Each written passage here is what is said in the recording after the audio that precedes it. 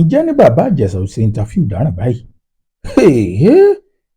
Queen Mother eyín Ìyábọ̀ Òjó òun náà máa ti falẹ̀ yá, ó máa ti sọ̀kò ọ̀rọ̀ ránṣẹ́ ṣe wípé interview Bíọ́lá Adébáyọ̀ yìí tí bàbá Ìjẹ̀ṣà lọ sí ó mà tún fẹ́ dá ọ̀ràn míì bọ́ lọ́rùn. Ẹ̀yin èèyàn mi ẹ farabalẹ̀ kí n tú pẹrẹpẹrẹ ọ̀rọ̀ fún yín. Kí ló fà á tí Ìyábọ̀ Òjó náà fi jáde pé ó dàbí ìpa pé bàbá Ìjẹ̀ṣà ẹni tí mo sọ ń jò ní sí èsìkò fẹ́ sọ mọ́ ọ̀la. Ẹ̀yin náà mọ̀ pé Ìyábọ̀ Òjó sọ nínú fídíò rẹ̀ kan pé bí bàbá Ìjẹ̀ṣà bá jáde lẹ́wọ̀n òun ó tún dá padà bẹ́ẹ̀, kódà wọ́n tà lé òun torí ẹ̀. Ẹ má jẹun pọ̀ lọ́rọ̀ tó bá jẹ́ ìgbà àkọ́kọ́ tẹ́yin oníjọ́ ẹ bá tẹ subscribe button sórí YouTube channel yìí. Ìyá ìmọ̀dí àwa náà ò ní jẹ́.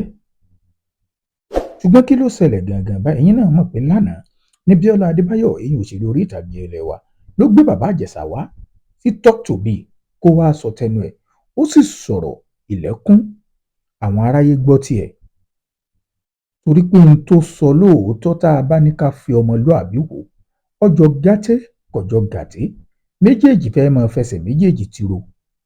Ó ní píríncẹ́sì ó sẹ́ẹ̀tì wọn ọ̀pù ni ló fi rìkọ́ọ̀dù òun àtọmọ. Ibẹ̀ nǹkan kan lọ lónìí tó ráwọn ènìyàn ti ń sọ ọ̀rọ̀ níkànnì ayélujára, ṣùgbọ́n ẹ̀yin olólùfẹ́ mi kó tó di pé màá sọ tí Ìyábọ̀ Òjó sọ, sẹ́yìn náà ò lérò pé ká bá ń táwọn ènìyàn sọ lọ pé ìbá tiẹ̀ dá kí bàbá Ìjẹ̀ṣà má wulẹ̀ sọ nǹkan kan mọ́, kọ́ mọ wòran kó fìjà fọlọ́run jà tó bá jẹ́ wípé wọ́n ṣèkà fún un ni. Ọlọ́run ó bá dájọ́. Nínú interview rẹ̀ òun náà sì sọ nǹkan kan, ó lóun ti gbé fáìlì òun ti gbé sọ́dọ̀ Ọlọ́run kọ́lọ́run máa bóun yanjú ẹ̀. Kí ló kan tí Ìyábọ̀ Òjó ń bẹ̀ nínú interview tí bàbá Ìjẹ̀ṣà ṣe? Nínú interview rẹ̀ ẹ̀yin náà mọ̀ pé Ìyábọ̀ Òjó wà lára àwọn òṣèré orí ìtàgé tó wà níwájú pé dandan lá bàbá Ìjẹ̀ṣà gbọ́dọ̀ lẹ̀ wọ̀n. Nínú interview rẹ̀ bàbá Ìjẹ̀ṣà náà wàá sọ pé Ìyábọ̀ Òjó tí wàá múra kankan pé dandan òun gbọ́dọ̀ lẹ̀ wọ̀n, pé dandan irú ẹni tó ń jẹ́ ni. Ṣé bígbà kan àná òun náà ti fọmọ sọ́hun rí, òun ọmọ rẹ̀ méjèèjì Priscilla Òjó àti Festus Òjó tó kò tí nǹkan kò sì ṣẹlẹ̀. Kí wàá ní Ìyábọ̀ Òjó sọ? Ẹ jẹ́ n kà fún yín kájọ tú lédè abínibí wa. Ẹ má lọ ibì kankan o, mo wà pẹ̀lú yín gbẹ̀yìn tàbáyé. Lẹ́yìn tí interview bàbá Ìjẹ̀ṣà tó kan Queen Mother lára, ó wá bọ́ síkànnì ayélujára ìyún Instagram story ẹ̀, ó wá kọ báyìí pé setting the record straight, mo fẹ́ sọ léyìí kó jẹ́ wípé ń sọ ń dákẹ́. I honestly have no problem with you bàbá Ìjẹ̀ṣà telling your side of the story. Ó ní mi ò níṣòro pẹ̀lú yín bàbá Ìjẹ̀ṣà bẹ́yìn náà ṣe ń sọ tó gbé yín dẹ́wọ̀n láàrin ẹ̀yin àti princess. But taking this as notice to cease and desist from using my children as your cheap bait, it won't fly. Ó ní bàbá Ìjẹ̀ṣà mo fẹ́ fi lè fàyín létí kẹ́ẹ̀dẹ̀ máa gbọ́ mi dáadáa. Kẹ́ ẹ yàgò láti máa dárúkọ àwọn ọmọ mi níbi gbogbo interview tẹ́ máa lọ, torí pé bóyá ẹ fẹ́ kí àwọn olólùfẹ́ yín kí wọ́n fẹ́ràn yín tàbí kí wọ́n wo ohun tẹ́ ẹ bá sọ, ẹ lọ jáwọ́ o. Ó sọ fún bàbá Ìjẹ̀ṣà bẹ́ẹ̀. My kids have always had nanny. Àwọn ọmọ mi ní nanny tí ń tọ́jú wọn nígbà tí wọ́n wà kékeré. All my late mommy tàbí ìyá mi tó ti kú ọ̀dọ̀ wọn ni wọ́n máa wà gbogbo ìgbà with them and they were never alone. Àwọn ọmọ tèmi o wọn ò fìgbà kan wà kó wá jẹ́ pé kò sí alámòjútó fún wọn débi wá jẹ́ pé ẹ̀yin bàbá Ìjẹ̀ṣà ní wà kọ́mọtì. Ìyábọ̀ Òjó ló ń sọ báà lọ, ẹjá tó jọ máa gbọ́ lọ. Ó ní at my former business place, ibi tí mo ti ń ṣiṣẹ́ tẹ́lẹ̀ in Ìlúpéjú ní Ìlúpéjú, I had multiple staff. Àwọn òṣìṣẹ́ mi pọ̀ jaburata débi pé ẹ̀yin ní wà kọ́mọ fún òṣìṣẹ́ sábàdà, including stylist, sales rep and apprentice. Ó ní àwọn stylist ní wọn, àwọn ọmọ iṣẹ́ pọ̀ jaburata ẹ̀yin ní wà kọ́mọ fún òṣìṣẹ́.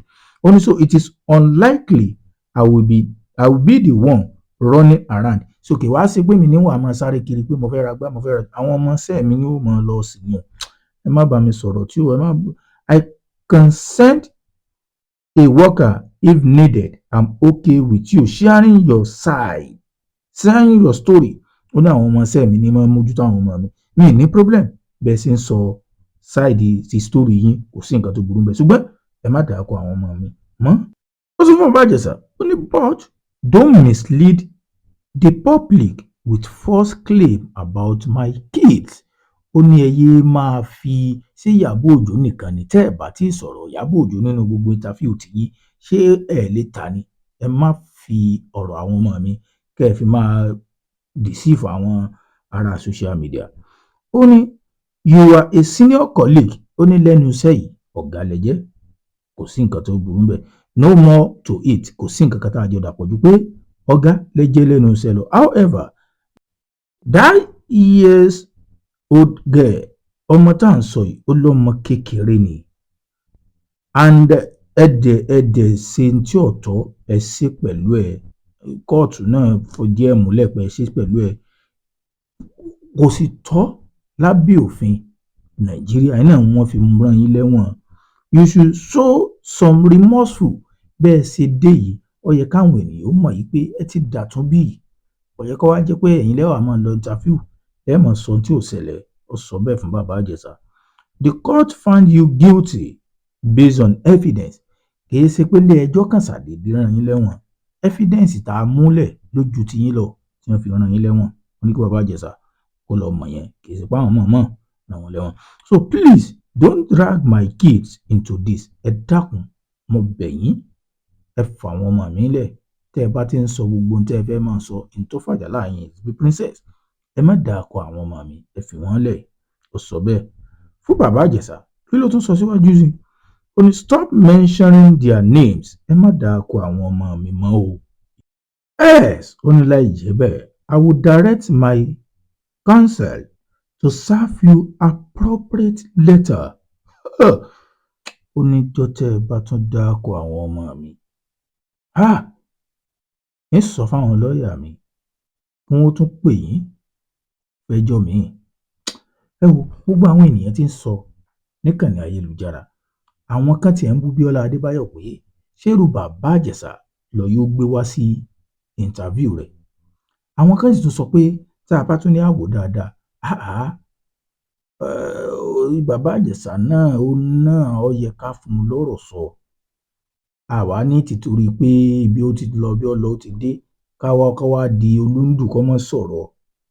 Ó yẹ kí wọ́n fún un lọ́rọ̀ sọ. Ẹ̀yin olólùfẹ́ mi kí lè rò tí lórí ilé sẹ́yìn lérò pé interview tí Bàbá Ìjẹ̀ṣà ṣe ó ti tó gẹ́ kó yé sọ nípa tó ṣẹlẹ̀ mọ́ kó move on pẹ̀lú life ẹ drop comment and subscribe.